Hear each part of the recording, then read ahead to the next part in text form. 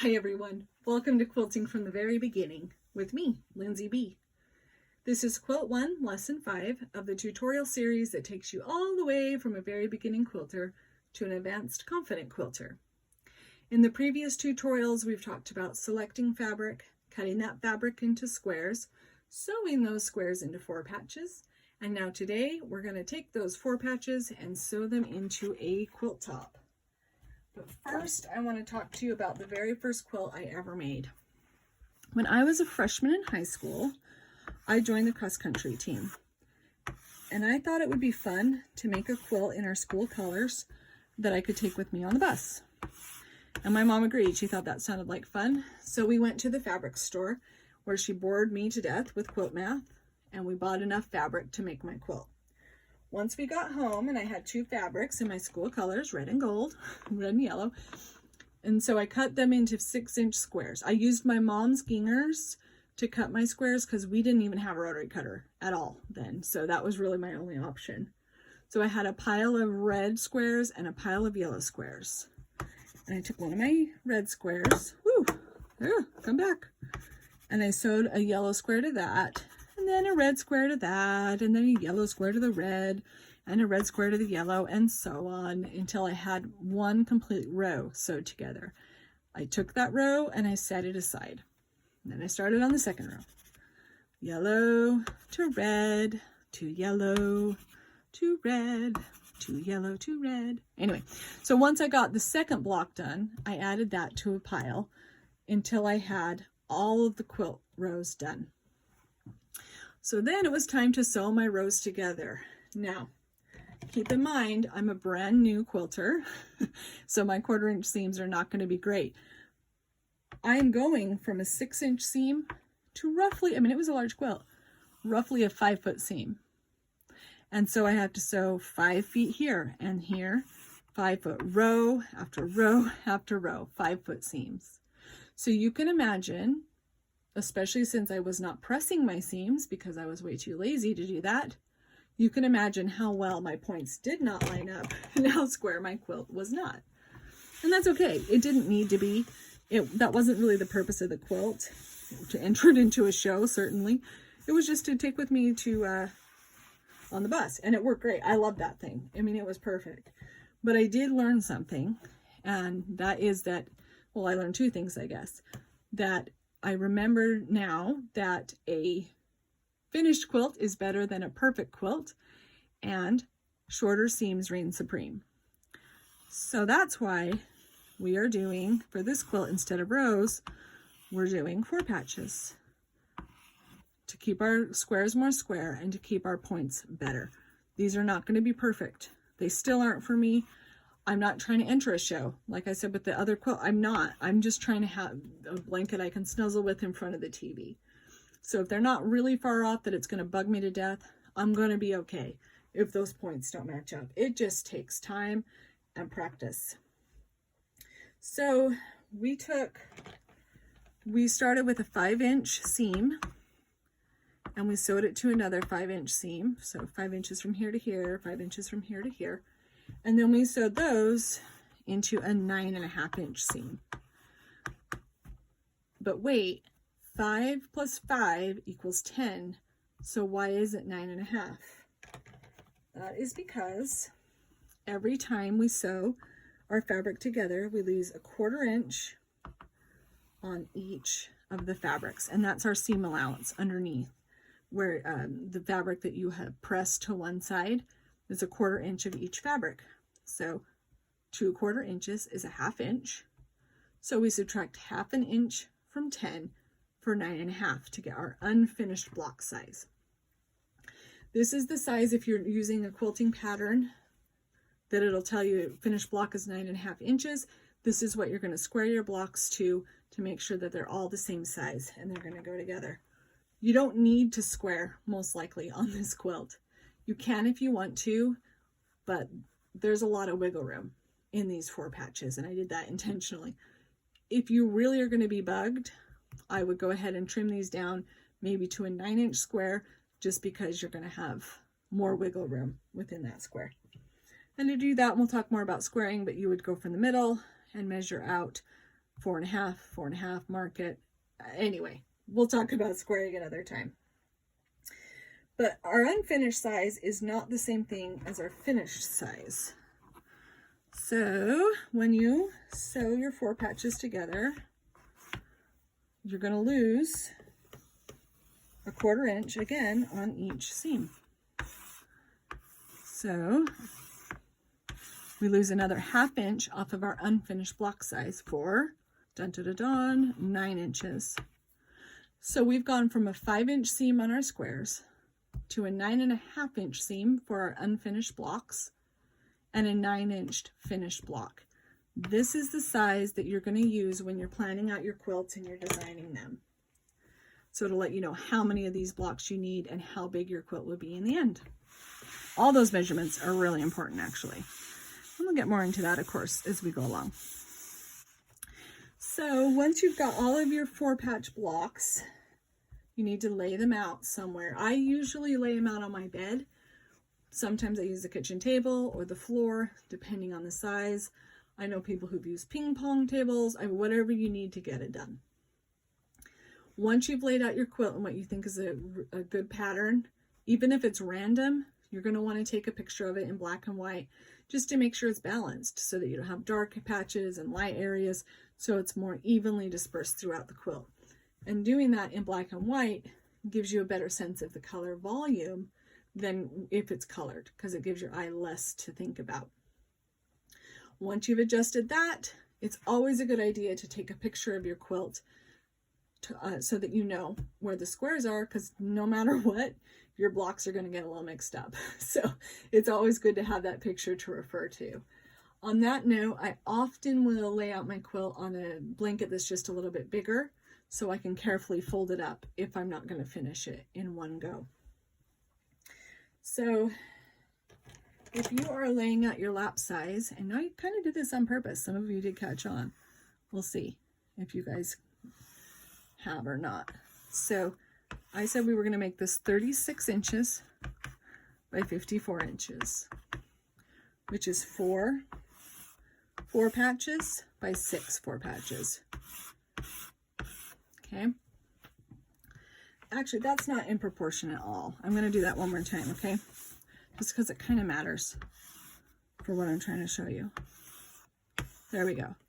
So 4 by 6. This is pretty skinny. 36 inches is really quite skinny. This will work out great if you're trying to make a little blanket for you and your sweetheart to sit on the couch and lay over both of your laps. That'll work out great. But 36 inches is pretty narrow. So this happens to me all the time. I'll plan out a quilt, I'll lay it out, I'll look at it and think, oh gosh, this isn't going to work. I need to make an adjustment somewhere. So there's a few things that you can do.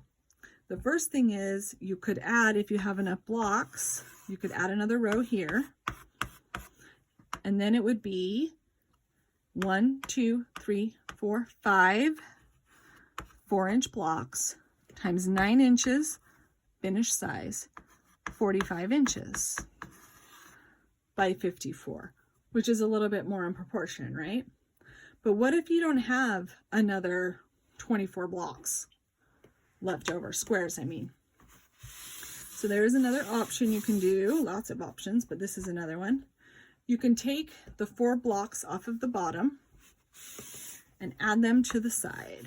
Here, 2, 3, 4, and then you just have to come up with one more 4 patch to have a square 5 by 5 quilt, which will give you 5 times finished size 9 inches, 45 inches square. So 45 by 45. So if you don't mind a square quilt, you could do that.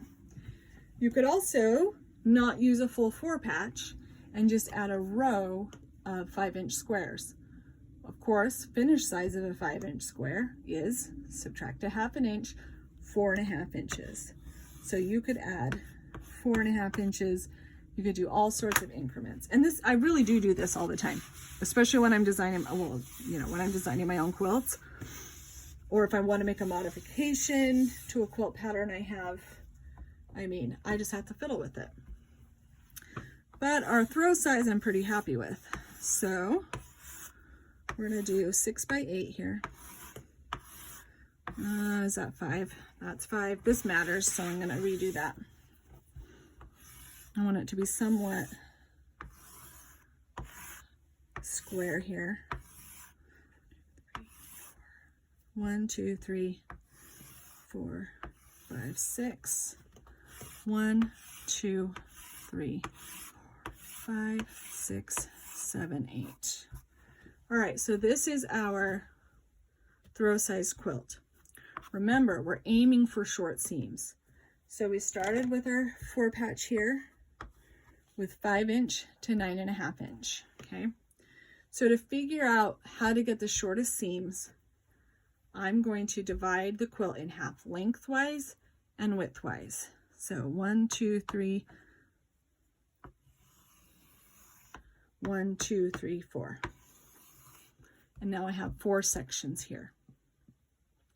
Then I'm going to take each of those sections and I'm going to break it down further. So I have, if I divide it in half this way, then I have a 3 by 2. I really can't divide it that way because that would be dividing one of my blocks. So that won't work. So we know we need to make them a rectangle at this point.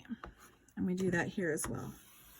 So now we're going to have 1, 2, 3, 4, 5, 6, 7, 8, 3 by 2 rectangles of 4 patch blocks. Okay. So first I'm going to sew together a 4 patch of my 4 patches. I'm just going to sew those together into one 4 patch. Okay. Then I'm going to take a half of this patch and sew it to that. So hopefully that makes sense, so that you end up with one block that is 3 4 patches by 2 4 patches. And you're going to do that for each section of your quilt, one at a time. Then you're going to take those, and I'm going to go ahead and erase so it's a little easier to see. Okay, so you have these 8 sections. And you're going to sew these together into 4 patches, 2 4 patch rectangles. Do you see them? One here and one here. So you have eliminated all but one long seam. These are going to be, obviously they're going to build on each other, right? You go from 5 to 9.5 to whatever's next. I think it's 18, all the way up. But you only have to sew your really long seam one time. And that's the goal. And that's what I do with every quilt. And I would just draw it out on a piece of paper yourself, on a graph paper or on a chalkboard or on a scratch, whatever it takes, just to kind of see how you're going to sew those blocks together. So now we actually get to sew the blocks. Hooray, hooray. So what I'm going to do is I'm going to walk over to my layout. Now pretend I have a bunch of these laying there. I don't feel like that's okay. Yeah. So I have a bunch of my 4 patches on my bed, and I need to sew 2 of them together to get my first 4 patch. The first thing I'm going to do is I'm going to make sure I brought a pin with me. I'm going to take the top one and flip it right over. And then no matter where it is, I'm not going to line anything up. I'm going to take that pin and I'm going to pop it right at the top. That way, after I've carried my 4 patches to my sewing machine, I know where I'm sewing the seam. Because look, if I sew from this side, I get these 2 together, which is what I want. But if I forget, which you will do, I do it all the time, which seam is it? I'll just sew this one. So then you sew this seam, you can see that the block completely changes. Which for this quilt may not matter much because it's so random. But still, I have kind of made it a balanced quilt. And yours may not be that way. Yours might be in a pattern and then it really matters. All right, so once I've remembered where my top is, the first thing I'm going to do is match my center seam, just like if we were making a regular 4-patch. I'm going to move these edges, take a look down, make sure everything looks fairly square. Doesn't have to be, it won't be completely perfect. You can see that I have some overlap here, some underlap here, things like that. It's not a big deal. And you can kind of lock the seams a little bit together too. Anyway, I'm going to put a pin about 1/4 inch or 1/2 inch for my seam, just like with the 4-patch. And then on 1 inch on either side. So you're essentially making the same seams as a 4-patch here. I'm going to take this to the sewing machine. I'm going to sew my 1/4 inch. And then I am going to open it up, make sure everything looks okay, check my seam to make sure that I caught 1/4 inch all the way down so that I don't have too thin of a seam so it won't rip later. If you, and again, don't worry too much if your seams don't match up exactly. Then I'm going to take this back and I'm going to put it right where it was back on my layout. So I'm going to move that. Okay, so once you have those sewed together, you're going to sew your 4 patches of 4 patches, just like you did, and then add the 2 at the end, and it's basically the same thing. Once you get to your longer seams, so you've had your 4 patches to your 4 patches, right? So 1, 2, 3, 4, 1, 2, 3, 4. You've sewed this seam here by matching up these corners. Then you've added a 4 patch here, and you've sewed down here, and you've done that with two rectangles here. So now you're going to sew a longer seam. You can see I popped a pin here even for this example because I wanted to remember where it was. So I'm really glad I did that because I was ready to sew this bottom seam. So this time I'm going to start in the middle with my middle block, and I'm going to kind of nest 2 of these at once. You can do 1 at a time. That works as well. And you're going to put a pin just like you would with any other seam. And then you're going to move to this one. Remove that pin, that will help. Do it again, just add your pins just like normal.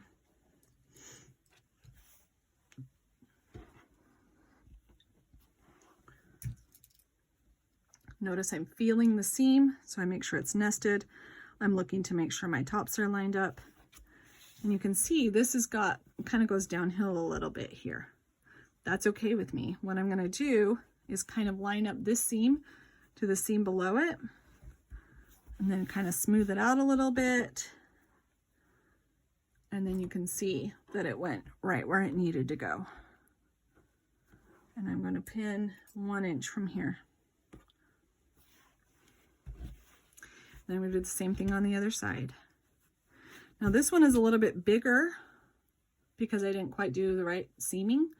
So I'm going to match up those corners, and I'm going to have a little bit of excess fabric in this square, and that's okay. We can ease that in with our quilting later. So a pin on either side of that. And then with our final square, matching our nesting seams. Now if your seams aren't going to nest because you ironed them the wrong way, because remember we just kind of did that at random, then you can actually take your scissors and do a little tiny snip close to that seam line, and then you'll have the ability to flip your seam the other way. All right, once I've got that all pinned, I'm going to go back to the middle. I'm going to start on the left-hand side of my middle pin, top pin, and about 1 inch up, and I'm going to sew from there all the way down to the end, checking to make sure that my seams are matched up the best they can be all the way down. Then I'm going to flip it over, and starting where I was, going a little bit on top, right on top of that line, I'm going to go all the way down the other side. By going from the middle out, you are minimizing any of the missapenness that you're going to get, because it's a little bit more even as it moves down. So then once you've got all these done, you just continue. It's the same idea. You're going to refer to your chart to see where your seams need to be and how it needs to go together. And then ta-da, you have a quilt top. So hopefully you learned something from this video. Don't forget to subscribe if you haven't already. And next time we're going to talk about the quilt back, whether you're doing a jelly roll race or just a standard back that's just one fabric or a couple of fabrics sewn together, and we'll go over that. Then after that, we'll talk about batting, and then we'll put the quilt together. So until then, happy sewing, everyone. Hi everyone, it's me again, Lindsay B. This is going to have to be our first video that is not a one-take video because I kind of forgot something important. I realized this as I was starting to put my quilt top together, and that is I did not remind you that you need to set your seams or press your seams. So the process is exactly the same as the 4-patch. First we set the seam all the way down, no matter how long the seam is. We're just going to move section by section.